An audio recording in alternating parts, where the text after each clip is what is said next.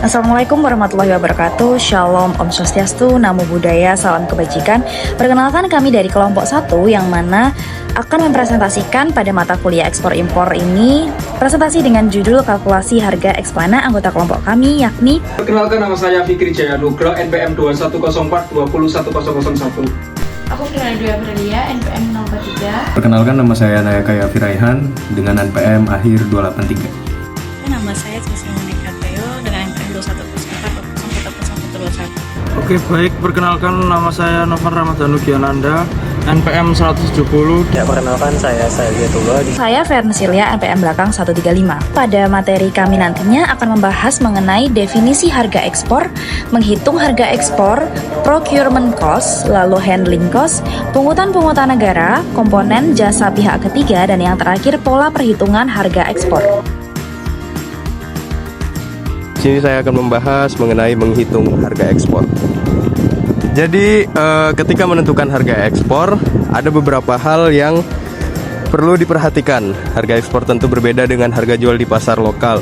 Oleh karena itu, pelaku bisnis perlu tahu cara menghitung biaya ekspor sebuah produk-produk yang tepat. Biaya-biaya yang mempengaruhi harga ekspor diantaranya harga pokok produk, kemudian ada biaya pengemasan, biaya transportasi, biaya-biaya keluar, biaya asuransi, biaya pengiriman, dan biaya lain.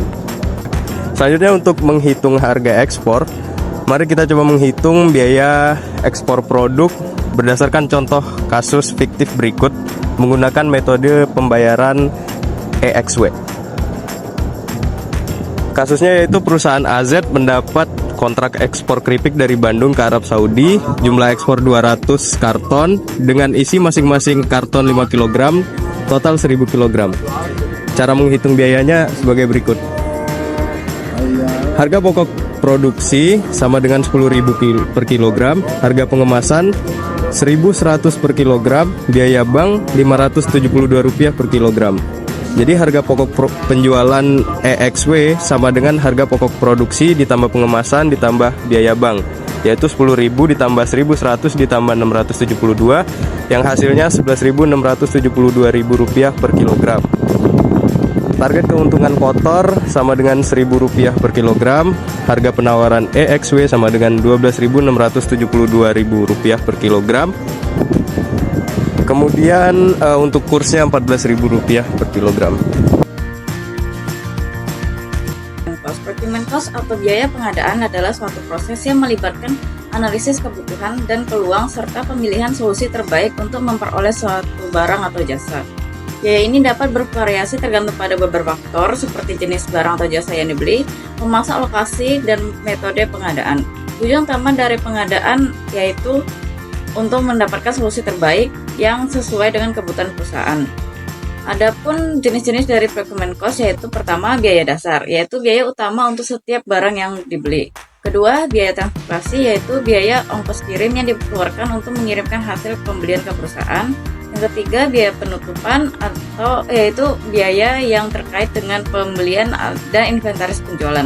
Yang keempat yaitu pajak dan bea, yaitu untuk inventaris yang diperoleh dari luar negeri terdapat biaya terkait seperti pajak dan bea. Dan yang kelima yaitu biaya negosiasi, biaya yang dikeluarkan ketika membuat kesepakatan dengan vendor. Selanjutnya ada beberapa cara untuk menekan procurement cost. Yang pertama yaitu kurangi atau hindari pengeluaran pertambahan dengan mengacu pada pengeluaran yang tidak terkendali dan tidak setuju secara resmi oleh manajemen selama proses pengadaan. Yang kedua yaitu manfaatkan teknologi.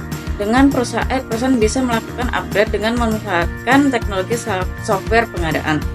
Ketiga, menjaga hubungan dengan pemasok. Yaitu dalam menjalani hubungan dengan pemasok, perusahaan perlu membuat perjanjian yang kuat dan memberikan otonomi bagi perusahaan untuk mengawasi jalannya pengadaan. Yang keempat yaitu tinjau tingkat inventaris.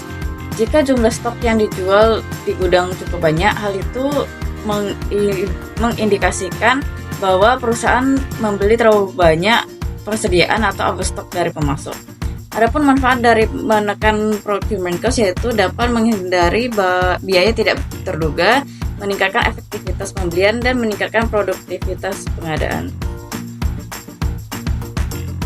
Jadi dalam bidang logistik, biaya penanganan atau handling cost mencakup biaya yang terkait dengan manipulasi fisik barang di seluruh rantai pasokan. Jadi contohnya seperti kegiatan-kegiatan dalam perusahaan seperti loading dan unloading. Jadi loading dan unloading ini yaitu memindahkan dan memisahkan antara inventaris, truk, gudang, dan rak-rak misalnya seperti di toko. Kemudian ada sorting dan picking, yaitu memisahkan dan memilih item individual untuk memenuhi pesanan dari customer. Yang berikutnya ada paletting dan packaging, yaitu mengamankan barang pada palet dan menyiapkan untuk pengiriman ke proses selanjutnya. Dan yang terakhir ada storage, yaitu biaya yang digunakan terkait dengan persediaan pergudangan, jadi seperti penyimpanan barang-barang produksi.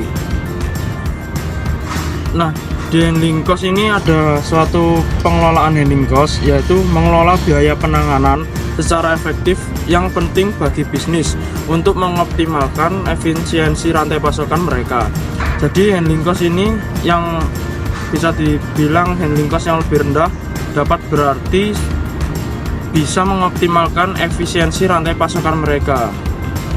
Jadi berikutnya ada poin-poin seperti reduce product, yaitu operasional yang disederhanakan yang menghasilkan penghematan cost yang dapat diteruskan ke konsumen. Berikutnya ada poin faster delivery times, yaitu penanganan yang efisiensi memfasilitasi pergerakan inventaris lebih cepat. Yang terakhir ada improve inventory accuracy, yaitu praktik penanganan yang baik meminimalkan kesalahan penempatan atau kehilangan barang. Berikutnya yaitu akan dijelaskan oleh rekan saya. Pungutan negara pemerintah Indonesia menggunakan beberapa jenis pungutan negara terhadap barang ekspor yang dapat mempengaruhi harga jualnya di luar negeri. Berikut adalah beberapa jenis pungutan tersebut. Yang pertama ada pungutan biaya keluar atau BK, yakni pungutan negara barang yang diekspor ke luar negeri. Tarif BK bervariasi tergantung jenis barangnya dan umumnya itu berkisar antara 0% hingga 20%. Yang kedua ada pajak pertambahan nilai ekspor atau PPN ekspor, yang dimana pajak ini adalah pajak yang dikenakan atas barang yang diekspor ke luar negeri. Tarif PPN ekspor umumnya sebesar 0%, namun untuk beberapa jenis barang tertentu dapat dikenakan tarif yang berbeda. Yang terakhir ada pungutan lain selain BK dan PPN ekspor tadi, ada juga beberapa pungutan lain yang dapat dikenakan terhadap barang ekspor. Seperti halnya yang pertama ada iuran ekspor digunakan untuk membiayai kegiatan promosi ekspor. Yang kedua ada pungutan dana sehat yang digunakan untuk membiayai program kesehatan masyarakat. Yang terakhir ada pungutan dana reboisasi, yakni digunakan untuk membiayai kegiatan reboisasi hutan. Komponen jasa pihak ketiga. Komponen jasa pihak ketiga dalam ekspor biasanya meliputi berbagai layanan yang dibutuhkan untuk memfasilitasi proses ekspor, seperti layanan pengiriman, asuransi, kargo, jasa konsultasi kepatuhan perdagangan internasional, dan jasa keuangan terkait pembayaran dan penyelesaian transaksi lintas batas. Pola perhitungan harga ekspor, di mana kita memulai dari definisi harga ekspor sendiri, yang merupakan harga jual produk atau jasa dari suatu negara kepada negara lain, di mana ada beberapa faktor-faktor yang mempengaruhi harga ekspor sendiri. Yang pertama ada kualitas produk. Produk yang berkualitas tinggi cenderung memiliki harga ekspor yang lebih tinggi. Yang kedua, permintaan pasar. Permintaan yang tinggi akan meningkatkan harga ekspor. Yang ketiga, biaya produksi. Biaya produksi yang rendah tentunya dapat mendukung penetapan harga ekspor yang kompetitif di pasar global. Yang keempat, kurs mata uang, yang dimana nilai tukar mata uang dapat mempengaruhi harga ekspor saat dikonversi ke mata uang asing. Yang ketiga, di sini ada pola perhitungan harga ekspor, di mana ada 3 pola. Yang pertama harga dasar, di mana harga produk sebelum ditambahkan biaya tambahan. Yang kedua ada biaya tambahan, di mana biaya ini mencakup biaya transportasi, biaya asuransi, biaya pajak ekspor, dan keuntungan. Yang ketiga, harga ekspor akhir, di mana ini dihitung dari harga akhir setelah ditambahkan harga dasar dan biaya tambahan. Lalu ada metode perhitungan harga ekspor, di mana ada metode markup, menambahkan margin ke harga dasar untuk menentukan harga jual. Ada metode cost plus, di mana menambahkan biaya produksi dan keuntungan ke harga dasar. Yang ketiga ada metode market base, di mana menyesuaikan harga berdasarkan permintaan dan harga di pasar global. Baik, dari presentasi yang telah dijelaskan oleh rekan-rekan saya tersebut, maka dapat ditarik kesimpulan bahwa mengenai kalkulasi harga ekspor impor sendiri, kami telah menjelaskan bahwa harga ekspor merupakan total biaya yang dikeluarkan untuk mengirimkan barang dari satu negara ke negara lainnya. Kemudian, handling cost meliputi biaya penanganan dan juga pengemasan barang. Sementara procurement cost adalah biaya di dalam penggunaan untuk mendapatkan barang yang akan diekspor. Lalu, perlu kita perhatikan pula untuk dapat memperhitungkan komponen jasa pihak ketiga seperti adanya biaya agen ataupun pengiriman dan juga asuransi. Kemudian pada tahap perhitungan itu sendiri, pungutan-pungutan negara seperti halnya tarif bea masuk serta pajak ekspor juga harus dipertimbangkan. Hal tersebut nantinya juga akan memberikan pengaruhnya terhadap total biaya ekspor di dalam pengubahan harga jual akhir di pasar. Kemudian, pola perhitungan yang teliti sendiri juga diperlukan untuk dapat memastikan bahwa semua komponen biaya itu sendiri termasuk di dalam harga ekspor yang telah dihasilkan dengan menggunakan pemahaman termasuk di dalam harga ekspor yang dihasilkan. Dengan melakukan pemahaman bahwa semua faktor tersebut, maka eksportir pada akhirnya dapat mengoptimalkan keuntungan serta juga dapat meminimalkan resiko di dalam aktivitas ekspor impor mereka. Sekian presentasi dari kelompok kami yang telah kami paparkan. Ada kurang lebihnya kami mohon maaf. Wabillahi taufiq wal hidayah. Wassalamualaikum warahmatullahi wabarakatuh.